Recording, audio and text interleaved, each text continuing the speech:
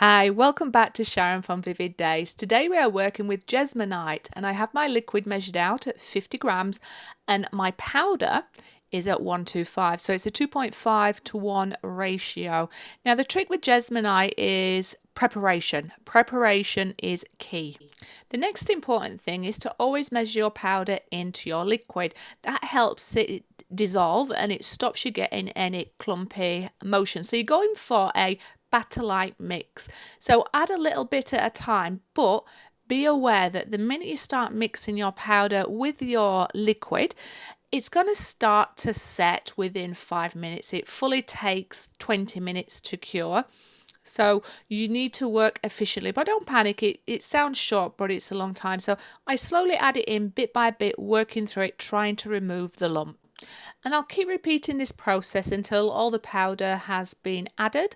And then what I will do is get my whisk out and I'm going to give it a little blending motion. So it's a cheap little thing that I picked up off the internet and it actually works really well. So I just give it like a little blast from about 30 seconds to a minute. But again, I'm conscious that the clock is ticking. And once you get that lump 3 consistency, scrape around your edges, bottom, make sure that it's all good. You're good to add your colour. So I'm new to Jesmonite, so I will do step-by-step tutorials for the first few videos like I did with my resin ones.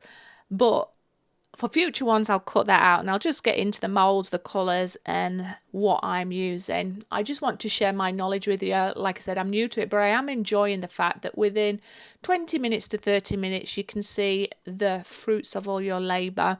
And I just love exploring it. Now, you may say, well, what is Jesmonite, Sharon? From what I can see, it's similar to a concrete stroke plaster of Paris, but it is resin. And I believe the powder is like powdered resin. What you can see me doing now is I've got a cup of water. So any of your blending tools or mixing, it's important that you put it into water straight away so it's not going to set like the concrete. You do want to keep using things over and over and you do want to make sure the environment.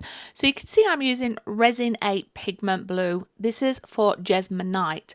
What I'm going to actually explore is, do you have to have specific pigments for Jesmonite or can you transfer over any pigments that you've currently got that you use for resin? Because one, that's going to save us money and two, it's going to give you more options. The one thing I do know in my very little experience is it's very opaque.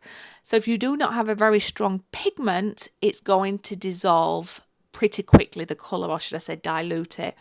Another thing is there's a very fine balance with Jesmonite that if you added too much of your pigment, there isn't a lot of tolerance, and when you remove it from your moulds, the pigment will still say damp and maybe come off on your hands. So you can see there I've added 3 or 4 dots in each one and that's gone to a really lovely baby blue, so I'm happy to keep that. So I think knowledge and experience of how much I can apply and get away with will come over time and I'll share that learning journey with you. And the same is what I want to understand is if you get any powders, are you going to have as much restrictions with that to get the colour out? So I'm adding a little bit again, but being very conscious. Now with this particular part, I'm not going to really blend it in 100%. I'm going to try and keep just the dots in there so that when you apply it in, you get a little bit of the, and I'm discovering how much liquid to make to fill your molds. And if you are wanting different effects like I'm going to do, you sort of have to let it cure for 20 minutes, then come back and then apply your second one. So that's what I'm about to do. I'm cleaning up my area. I'm going to make sure all my tools are equipped. This part makes me laugh. I don't know why, but you have to be ready to spank your molds, give them a good slap all around. I think what that does is release any air bubbles and reduces the amount you've got in there.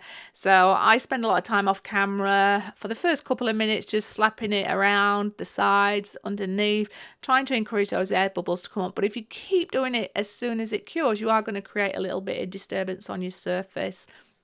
And this is where I love it as artists. We like to push the boundaries. When you're new to a medium, you want to push it and learn for yourself. You can watch multiple videos out there on it, and yes, you can be inspired. Yes, it can help you. But for me, unless I'm actually doing it and seeing what I can get away with, do I, one, know the boundaries or limits, but two, spot potential things that I never knew were possible. So I'm applying my gold loosely with the idea I want it to be quite rustic towards the bottom. I'm hoping that they're going to look like some kind of old Grecian pots. The light blue that you're seeing here in the gold just take me to my holidays in Greece. I don't know why, it just does.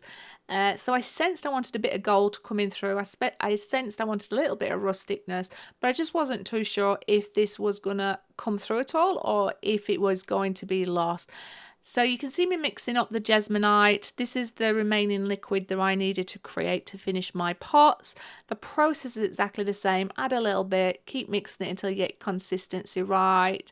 Rinse and repeat, clean up your area and get ready for the next layer. But although it looks like it's a lengthy process, when you're doing it, it actually goes really quick. And it's one of the only things that I've seen where you get an instant sort of result for what you're doing. So in my mind, where I'm going with this is I still want to continue with the blue theme, but maybe I want to either deepen it or line it up. So I started to think, well, I want it lighter as it's coming to the base, just to add a little bit of detail. So you can see me trying to get rid of some amber bubbles, slapping it there. I add my blue again, still working with the same blue, but I want it fairly loose, like you do with acrylic pouring.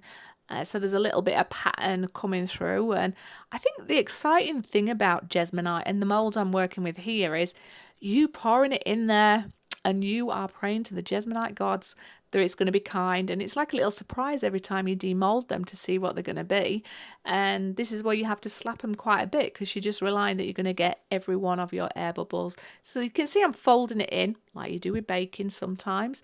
And you've got lights, darks, different colours coming through. I'm going to add a little bit of gold in there because, again, I wanted to make sure some gold was coming towards the end.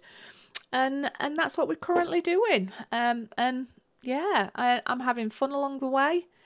But yeah, if you've explored Jesmonite yet, I would love to know your thoughts. And is it available where you live within the world? Same motion, high up, highest point, swirl around. It'll distribute that colour beautifully and hopefully remove some of those bubbles. And yeah, I think I just run short of what I needed to top up both these molds and the pots. But what I am doing, Sharon's hot tip for you, is I'm keeping a little diary with how much I end up mixing up for each mold, so that'll help me just reference back whenever I'm doing it again. But because you have such a short working time, I would prefer to mix slightly under and top it up than mix too much and worry about it. Although there is a video coming up where I'll show you what you can do with some of your leftovers to create some bits that you can add into your other mixtures for future. And again, slapping it give it a good slap shine, get rid of those air bubbles.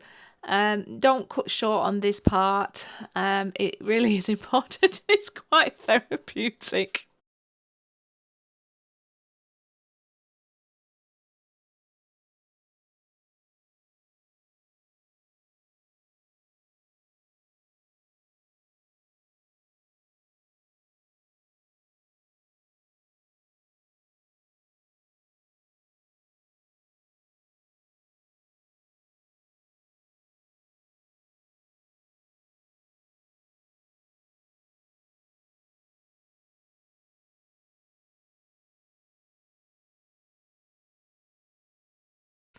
We are on the home stretch now, I promise you. We just repeated this process one more time. I just needed the tiniest little bit for the bases. So I'm not going to talk you through this bit. I am going to say, how are you? Let me know. Where are you in the world? Is this one of the first videos that you've seen of mine? Are you keeping safe? What projects are you working on? I'd love to be inspired by you and hopefully you'll inspire me. But remember, thumbs up, subscribe, share, comments are always welcome. Remember to visit my Facebook group if you want to showcase any of your creative outlets. And also, there might be some treasures that you want to purchase of mine, so pop over and visit me at the Etsy store. Thank you for all your support as well. I just want to say that. So what you can see now is I've added my gold directly into the Jesmonite liquid, and that's gone like a creamy colour, which shows you how opaque this product is. And I'm just going to add a little bit of the blue in there. Again, it's going to be like a sort of ring pour kind of effect. So you're going to see a little bit of blue coming through, and I've just realised I'm saying so a lot. Oh, I need to work on that for my next video. And I'm just going to give it a little swirl around, but not a lot. I was hoping that it would be more gold, so I do have to perfect some of my colouring, but like I said, it's a learning journey. But some of the effects you can get, you know, I would imagine that if you like acrylic fluid art as well, you'd enjoy doing some of this. But here we go, the very last steps, and then we're going to be coming on to reveal time. I'm going to shut up for a little bit and give you a little bit of a break from my voice, but do let me know if you're enjoying these voiceovers. So about an hour has gone. You can demold them after the 20 to 30 minutes gone, but it recommends that you don't remove them from the mold until they've heated up, which is the rapid curing, and then cooled down. So this is cooled down enough for me to remove them, and I'm delicately trying to remove them out of this mold, but desperate to see what I've created. Oh, it's a fine balance. But the molds were really good. I'll put the link in there. I got them from somebody off Etsy, and I really would purchase them again. And I absolutely love these. I love the baby blue. I love that you get some of those random streaks of dark blue coming through, and you see that line towards the bottom part. That's where we added the second layer, and then you can see the base there. But they do look like quite rustic to me, and I can see so much potential. You may not be able to see, there's a tiny little bit of gold shimmer coming around. That's me just rubbing my finger around to make sure that the liquid has absorbed all that dye. Really excited. So mold 1, absolutely brilliant, and mold 2 is just about to come out, so we'll reveal it. But I would love your thoughts on what do you think to these. Now these ones are designed to be mini plant holders, like plant pots. You could put tea lights in there as well if you want, but I think I'm going to look for some little plant pots for there. I will be planning on selling my Jesmonite pots and creations on my Etsy store as well. Yeah, and if you like these pots but you want them in a certain colour schemes, let me know and I'll be able to create some for you. Or if you want to see what they look like, let me know and I can also do them on my channel for you. It's always like giving birth, isn't it, kinda, to your pots when they're coming out. It's like, come on, there's a little bit of resistance, but come out. Right, there you go. Pretty similar to the first one. You can see some of those beautiful dark blue swirls and that coming through. And it is a beautiful mould. I love the slight ridges on them. It's just beautiful. And look, people that watch my videos, my nails are not bad for me, are they, as well? So I'm feeling around the bottom and I can see that it's slightly raised and I can see there's just a couple of points where that gold has come out and you can see it in like little clumps, but I actually quite like it. Now you have a golden window of opportunity where you can get your little nail file out or you've got your sandpaper where you can sand it down and there's no bad side effects to your pots. What am I trying to say, Sharon? Well, it needs to fully cure over 24 hours. So you take it out of its pot after the 30 minutes, but once it's heated up and cooled down, so about an hour, and you must remove it from its pot for the next 24 hours because it needs to remove any moisture that is in there, and that takes 24 hours. So if you keep it in the pot, it's going to cause it to sweat and that. So you see me with my nail file, I'm coming through, I'm just making sure it's all level. Make sure you do wear a face mask for this, and you will then see me come and I will add my protective spray on it all. But absolutely love it. So this is called Protect It. It's really, you add it to your Jesmonite sculptures. I suppose mainly if you're going to be adding water to it or it's going to be outside, it kind of gives it a acrylic sealant or weatherproof. I hope I'm saying that correctly. So you apply it thinly. A little bit goes a long way.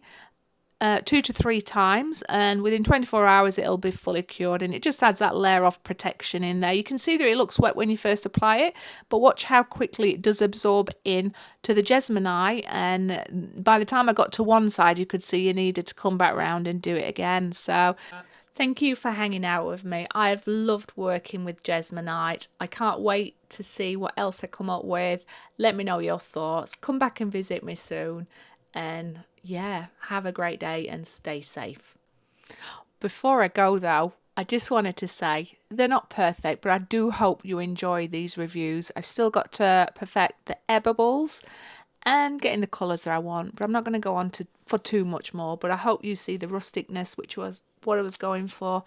Maybe a little trip to Greece there with the colour schemes, and the pots themselves are beautiful. But Yeah, I embrace the air bubbles and all. Anyway, bye bye.